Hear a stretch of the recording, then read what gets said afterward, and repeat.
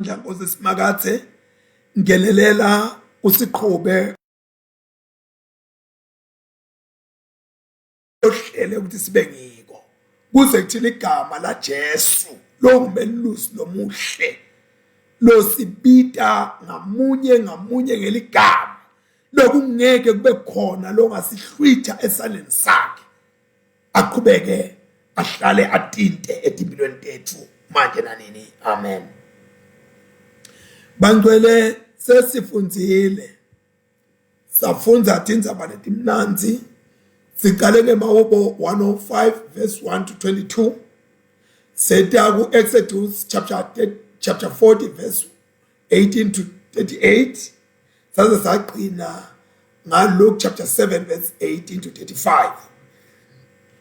Excuse me, kodwa ke thina sitawuqaphuna lapha kulesifundo sekuqala ku Exodus chapter 40 verse 18 kuya ku 38. Lapha kuleli verse laka 18 kuya le 38 sibona kweqala Moses lo kade aniketwe ukuthi abeleliso eti kwenhlangano yaka Israel ikakhulukati nasetindzabeni tabernacle la uNkulunkulu. Sibona ke Moses uyakumisa noma is setting up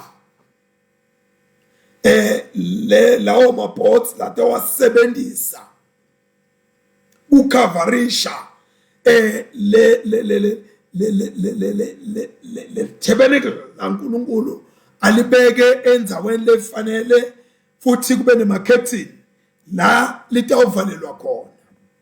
Verse 20 kuya 21 sibona lo mphongolo wesivumelwane Moses uyawubeka kahle endaweni lengcwele kuba neveil letawuvala ukuthi uhlale khona ngekwesimiso saNkulunkulu.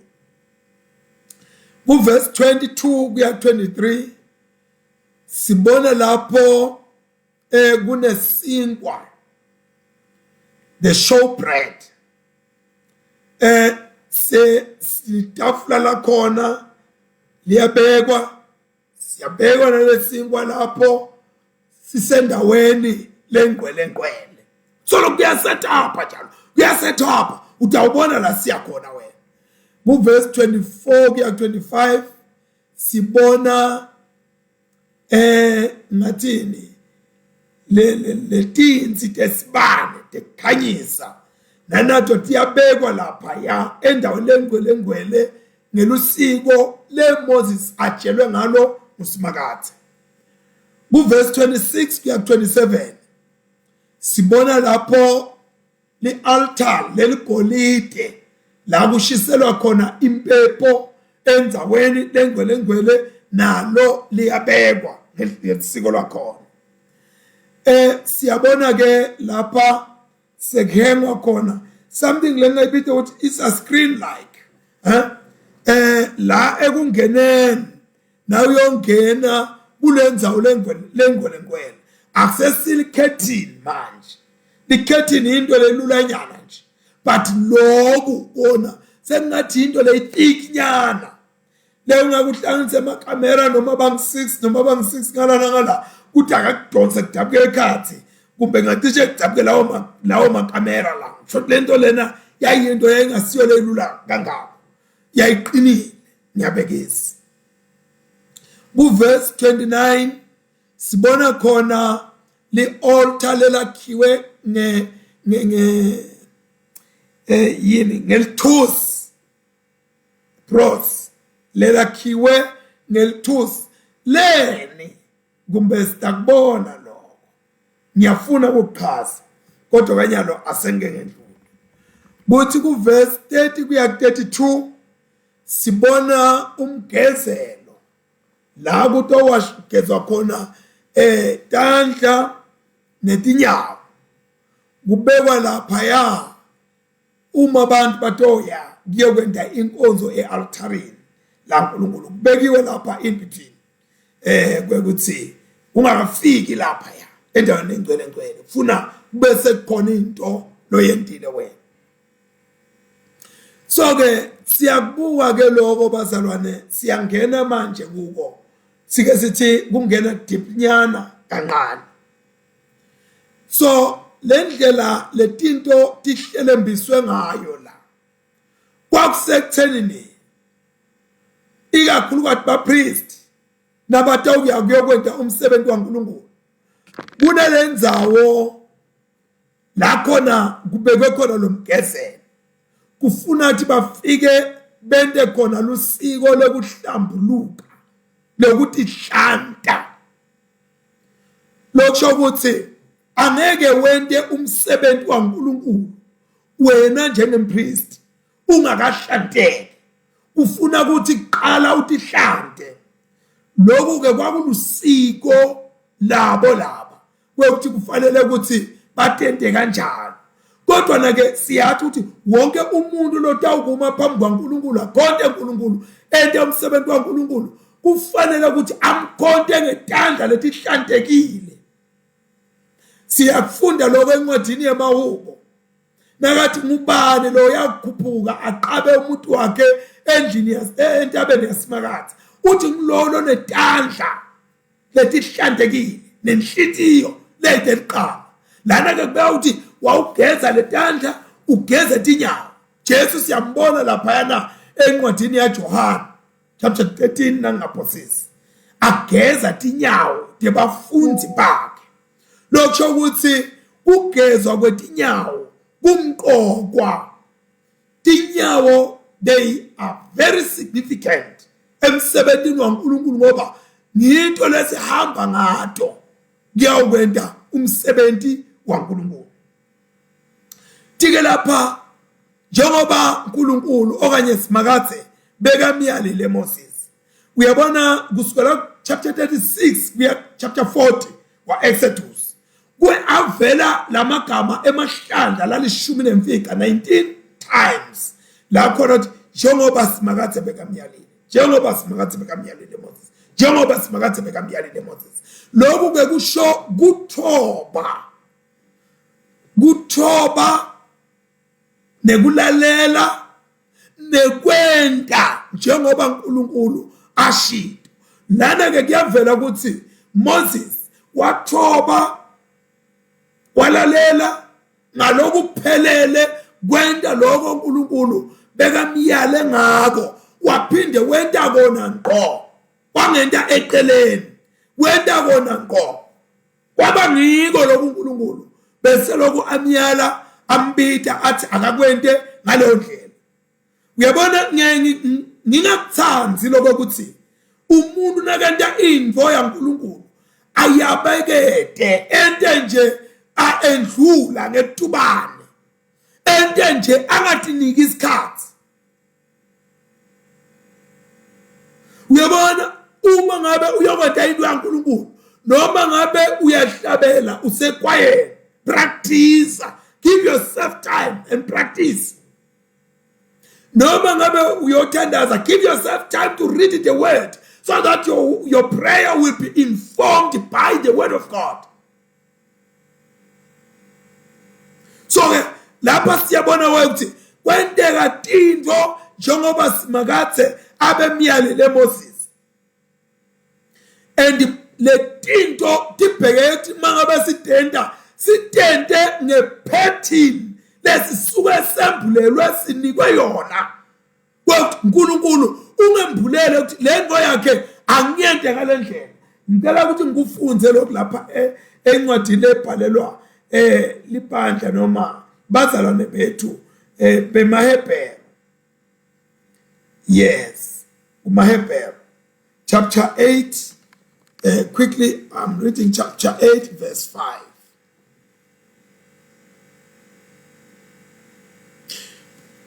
Bona bakhontela kuloko lokungumfanekiso nesithundi saloko lokungiko sibili kwasezulwini, ngobe ngesikhathi Mose asatawukwakha lithendele kuhlangana uNkulunkulu wamyala wathi uqaphele ukuthi konke ukwente ngaleyo ndlela lo wakhonjiswa yona endzabeni uqaphele konke ukwenda ngaleyo ndlela lo watshelwa wakhonjiswa yona etule endzabeni. Tinto taNkulunkulu uma ngabe sitawutenda kufuna sibe nesambulo, sambulelo lemvo ngitawuyenda njani bese uyenda kanjani. Lokho yesikhumbuta ukuthi konke lokungumsebenzi waNkulunkulu asikwenti ngengqondo yethu yasemhlabeni kodwa sikwenta ngengqondo yaNkulunkulu. God is fully involved kuloko lesisuke sikwenda, and sikwenda with strictly orders from God. Wathi uNkulunkulu uthe what sihamba eqinisweni lakhe uNkulunkulu. So ke nekwenda njalo leli qiniso laNkulunkulu liguquka lona libe ngemasibithi, alifuni kustresswa kudonsa noma ubangele stress. Iqiniso laNkulunkulu liyadimela lona alifuni ma support.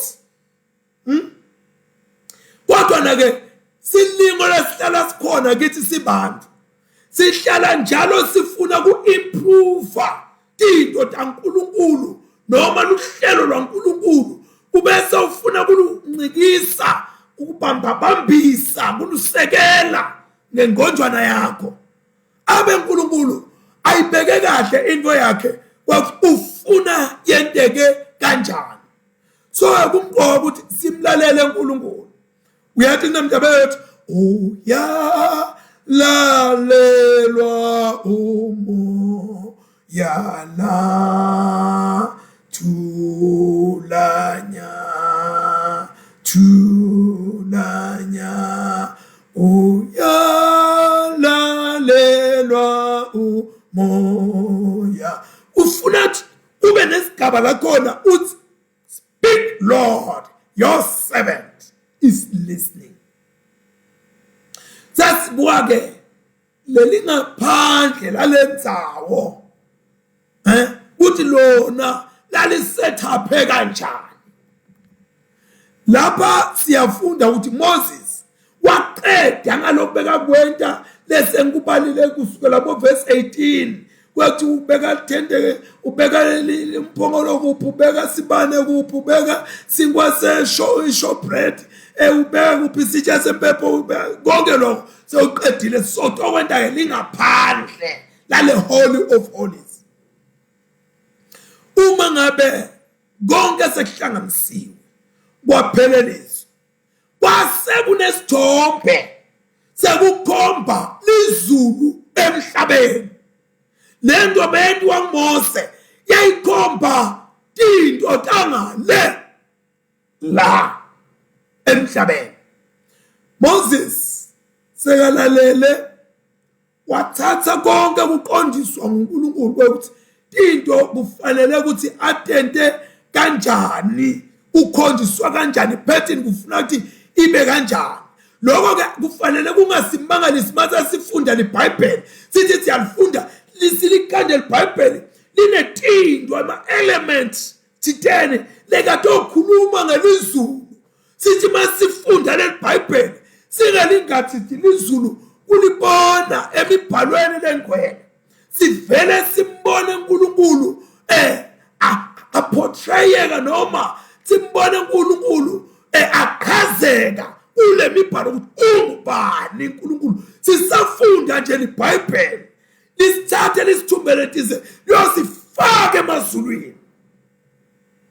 Lapho masifunda incwadi yeRevelation chapter 4 verse 1 to 6 ngifuna ukuthi ngikuvetele kule nkushoko uthi fundeleke wena lapho la ngisho khona incwadi yesambulo sahluko 4 verse 1 to 6.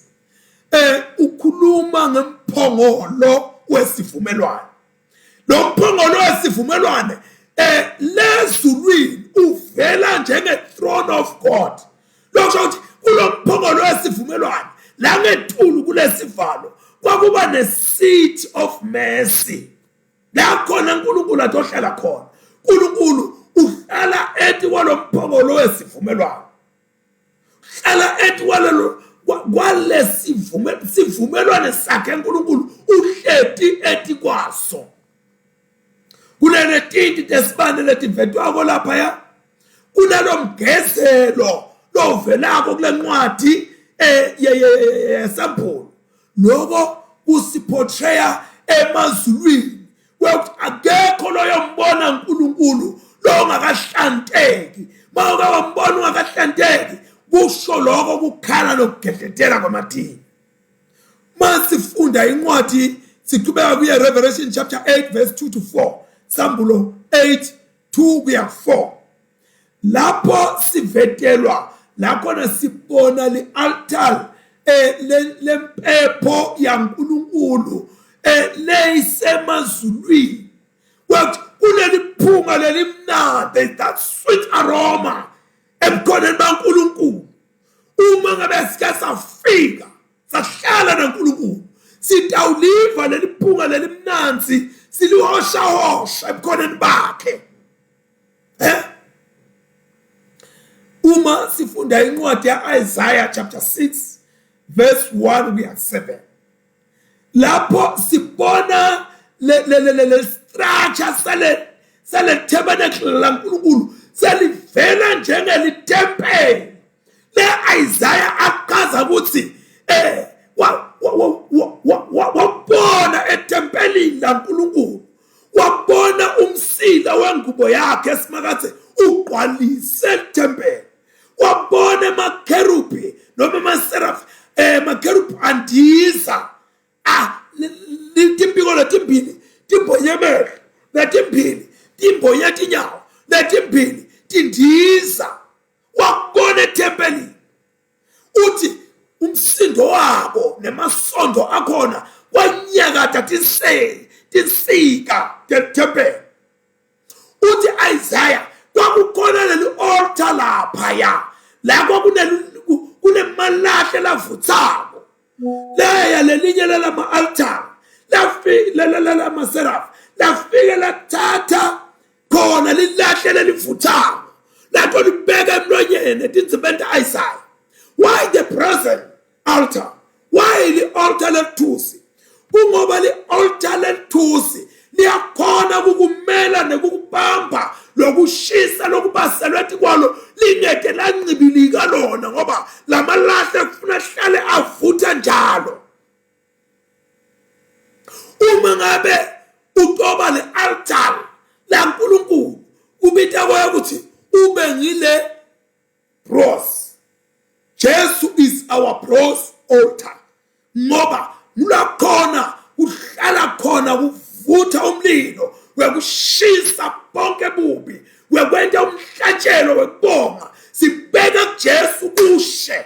Jesu, he is that tried and tested altar of God. Masifunda futhi laphayana encwadini ya maHebrew chapter 9 verse 23 to 24. Lapho sifunza khona kuvela Jesu.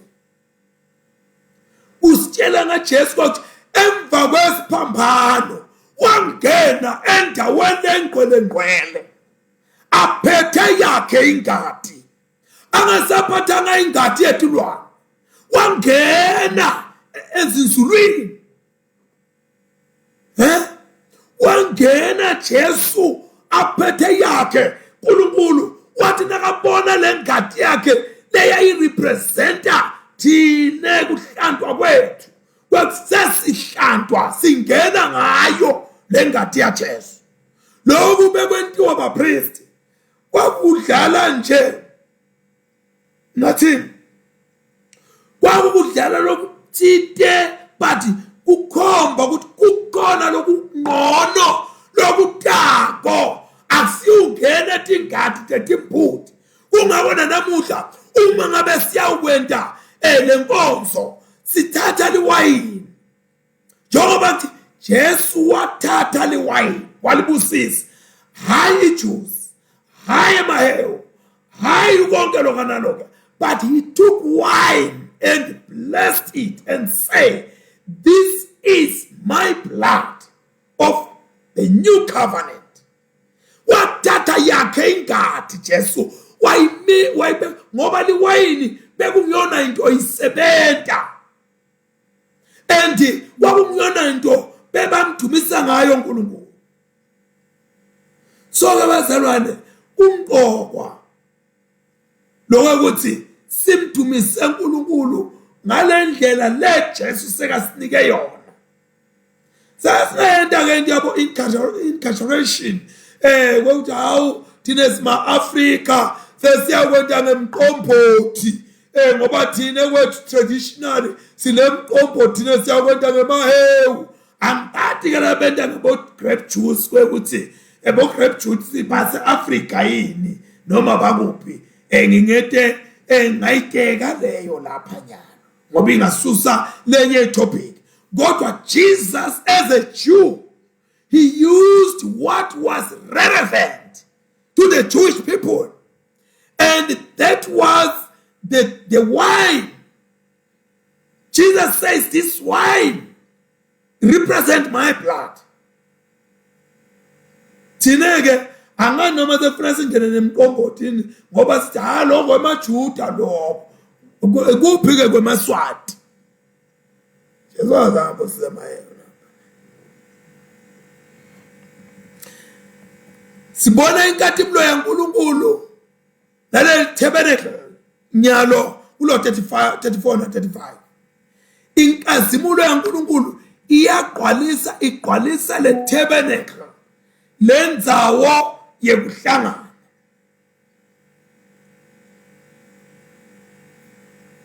Lapha ngalokungangathiteke siyabona kwekuthi kumlalela kumthobela nekumlalela nekukwenta la kushoko uNkulunkulu kuyamthokotisa kuyamenda uNkulunkulu akuthokotele lokho kumlalela kumthobela nekwenta lokho lekathi uNkulunkulu asikwente kuyamjabulisa uNkulunkulu. Siyabona lapha ukuthi uNkulunkulu watshengisa bukhulu bakhe nokuthi yena weqala nokuthi yena unguye longetuka konke. Lokho akusiko lokumqoka kakhulu kodwa lokumqoka kakhulu ukuthi bantu bakhe batshengisa ukuthi bamkholwe uNkulunkulu. They believe in him. Benda bathoba balalela and bamthanza uNkulunkulu ngoba angeke wente ulalele uthobele umuntu longamthanzi. Wase uNkulunkulu uyakutshengisa ungqongqoshe bakhe, his superiority kubantu bakhe.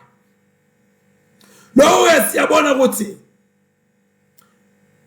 yinto lephathekako nalebalulekile leselo kuyiqhubeka ivela kwekuthi ngoba khona kulalela kwaMoses kwaba khona kulalela kwaIsrael njengoba simakathe abemyalile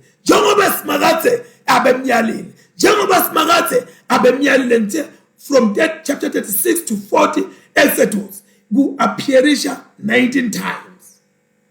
So ke lokho kufuna kusivimbe ethenini siqabanga ukuthi uNkulunkulu wakwenda lokuthi avete inkathimlo yakhe ngoba Moses na Israel wasebenzela lo cha asikhiphe. Uyabona bathi bantu you earn respect, but these people they did not earn. Instead what happens, they welcomed bakwamukela lokwakushiwo uNkulunkulu base bayasebenta according to their obedience.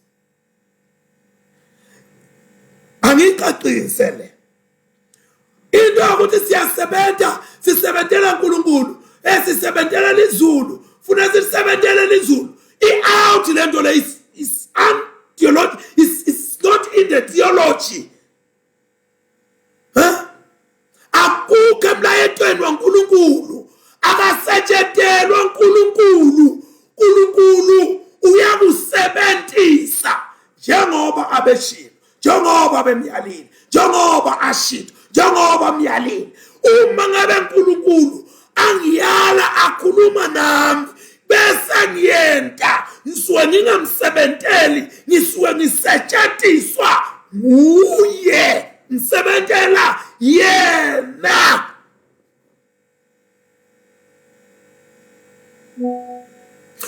Ngalamanye amagama, kumqoka kwethu ungakasebenzi umuswe. Athi mhlawumbe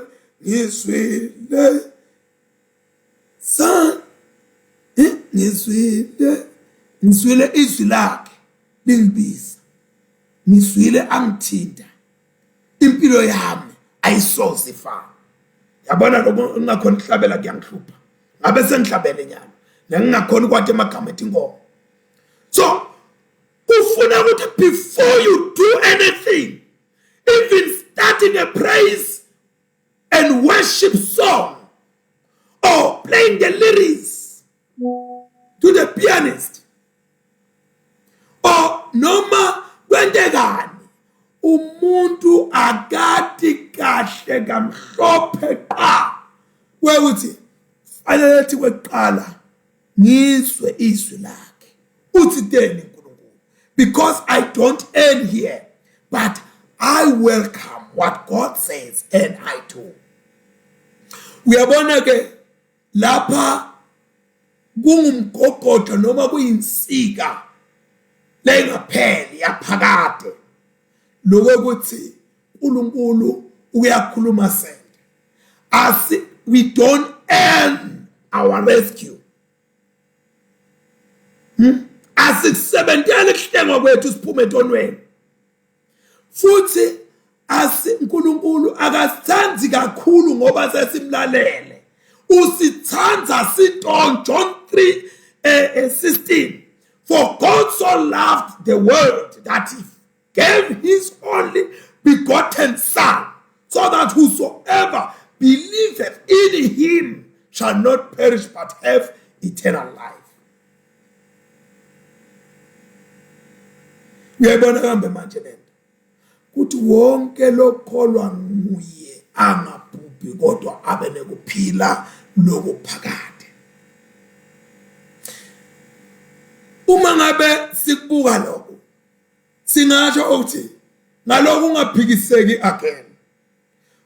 Letinto taNkulunkulu tibangethulu kwengqondo yemuntu. But it is spiritual, undeniably. Masihamba naNkulunkulu ekukhanyeni kweqiniso lakhe uyasibusisa. Ngiyabona uyayivalela. When we walk with the Lord, we walk with God in the light of his truth. God blesses us.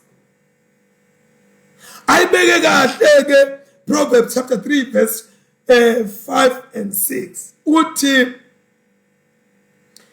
themba simakade ngayo yonke inhliziyo yakho, unganciki okwakho kuqonda, matise tonke indlela zakho, tonke indlela zakho, yena ke uyokuqondisa inyathelo zakho noma uyokuthathela inyathelo.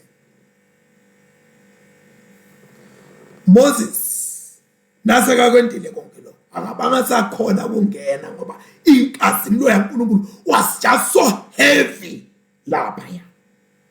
Siyakubona kwenteka naSolomon uthi naSolomon naseka kwente konke ngekwehlelo lwaNkulunkulu kude lo waphinde wakhona kungena kuleli tempeli ngesikhathi inkazimulo yaNkulunkulu isethi kwale tempeli ingekhathi kwalo. Masifunda 1 Kings emakhosi aqala chapter 8 verse 10 and 11. 1 Kings chapter 8 verse 10 and 11. Lokho ke kusitshela ukuthi uma ngabe uNkulunkulu sihambe ngetindlela zakhe ekwenteni lasiluleke ngakho inkazimulo yakhe iyeta iphumule ethi kwaloko over and above. Uma ngabe lisonto lingenayo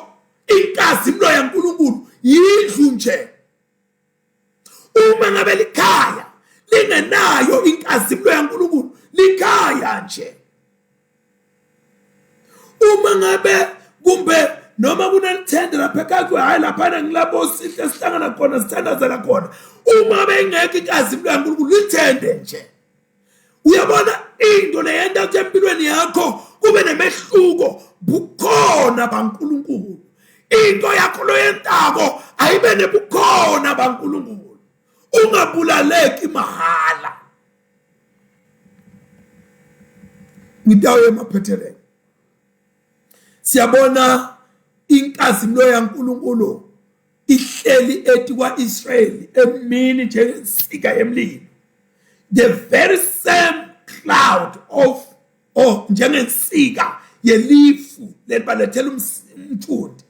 At the very same time, the very cloud, it turned itself into be a pillar of fire ebusuku. Hayi ukuthi kwakushintshana ukuthi nyalo sekutawuta lokhu nyalo kuthi lokhu cha. Kwakuvele kwento lensika lebeyiletha umthundi iphinde ibe insika leyiletha kushisa futhumala neqala. So ke le leaf leli siyalibona ukuthi lalihleli lalapha abantu lihamba lalapha abantu. Lokho ukuthi kwakuyinkazimulo yaNkulunkulu. Lokho kungemazibitsi empendulo yemkhuleko kaMoses webukhona baNkulunkulu hamba nathi ngoba bukhona bakho lobusenta sehluke kuletinye tivi. Wawuthandaza lo mthandazo noma wasenta lesicelo ku-Exodus chapter 33 verse 14. Siyabona ke lapha ukuthi uma ngabe uNkulunkulu sibona lensika yelifu emini ebusuku kube ngumlilo, kusho ukuthi uNkulunkulu bekahamba nabo akanye nabo. uNkulunkulu akazange wabadzikile abantu bakhe. Nakuba bese bakependa nala thombe lesithole lelalisho a great disaster, lelalisho a total failure, but God did not throw them away. Lo uNkulunkulu wethu lesimkhondayo uyathi kwathi nakuba sekwenteke kanjani kodwa masike sabuya kuye naye uhlala nathi. Le ncwadi ke ya Exodus iphetha kahle ngoba iphetha ngekugqwaliseka kwesethembiso saNkulunkulu lasenda ku chapter 29 verse 45 wa Exodus. La khona athembisa ukuthi uyawuhlala phakathi kwabantu bakhe. Exodus chapter 29 verse 45 wakwethembisa lokho uNkulunkulu. And lapha sibona umlayeto wakhe uNkulunkulu uyavela ngalokusobhala ukuthi uNkulunkulu uhleli uphinde uhamba phakathi kwabantu bakhe. The theology of his presence is seen so vividly in this verse. Kuto tonke ke tindlela tabo labantu bakaIsrael leyo kade batihamba. Le ncwadi ya Exodus igcina isivetela lithemba, the great hope and the great trust in God. Lokho ukuthi lokwethemba lokuhambisana nekholwa, hope, ukuthi lento ikhona. Le trust lehambisana nokuthi lento sibambile sihamba nayo nayi asingathiti. Lokho ke kwamenda Israel ukuthi emena uNkulunkulu kwakungakapheli tikhathi letimathini lapha Israel unale great hope and great trust in God in the midst of the wilderness that was so desolate. Lihlale leli lingakhali impunzi lingakhali iphungane kumatima asikholwa asethembi ngoba sesiphumelele sibethemba siphakathi ehlane kungenamanti kungenalutho kungenambali kungenathemba nyana lesibona ngemehlo kodwa sibambele izwi lakhe sasethemba akwethembisileyo sibe sithothomba babe basahlekisa ngathi basiphuka phukutisa ngathi labanye basho nobusho siyakuthandazela usho usho uyangihleba kodwa siyakuthandazela khona le nto yophuthwa abantu abakholiwe phukutwe abantu labafake khololo phukutwe abantu nje bantu baphukute. Don't worry, walk with the Lord. When we walk with the Lord, angime lapho and ngetulu kwaloko, in this great hope and trust, there were still these fancy enemies in that land of promise. Akusho kwethu sasikholwe sibambe izwi lakhe atisekho titha letivutha umlilo iqaphuka amalanga emlilo simethemba uNkulunkulu tikhona titha tethu tisonga tilona tikemba tenta konke lapha na Isaiah chapter 54 verse 16 uthi simakade ngimile ngenta umbumbi wensimbi ukuthi avuthele malahle abe ngemalanga bemlilo atololonga kahle insiphi yakhe leta usebenza athi ngimi lo wenta umbhubhisi ukuthi ente imbhubhiso athi kodwa asikho sikhala lesilungiselelwe labanqole bakhe lesiyaphumelela dinqebo takhe ngisho nenkulumo yaqithwa lokho ngibona kudivikela kwakhe simakade dinqebo takhe leli lifale dinqebo takhe. So lena siyabona ukuthi akusho ukuthi noba ne great hope and great trust excuse me, the question of they were still liable to sin. Bona bebasafika kulelo singa ukuthi bone bente sono futhi bebasesenako kuba violent, hayi nje kuba violent nekuresista insando yaNkulunkulu uthi ubona uva utshela ukuthi wayenta ukuthi uvele wale bebasesenako lokho kodwa uNkulunkulu bekanabo njengaloku anami noma ngaba rebellious akangishiyi noma ngonile akangilahli uthi moni ngiyakulandzela kuze kube sedukwethuna. Lokhu ke wabaniketa sizathu nesisusa sewukuthi bakholwe with faith, that faith I'm talking about, babe nesibindi, confidence ekhambene naye i-confident bebanayo bazahamba naye.